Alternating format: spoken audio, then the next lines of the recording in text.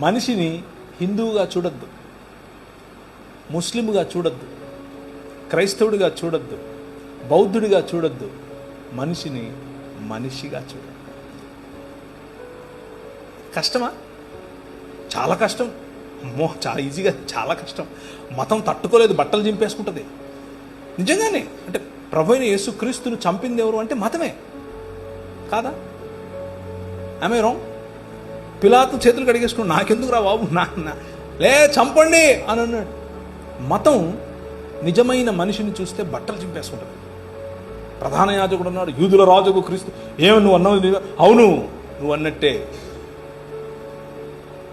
మనుష్య కుమారుడు ఆకాశ మెగారుడై దిగివచ్చుట మీరు చూస్తారు అని అంటే ఇంతకంటే ఎక్కువ సాక్ష్యం కావాలని బట్టలు చింపుకున్నాడు. మతము తట్టుకోలేదు మనిషిని. Try to live a real human life.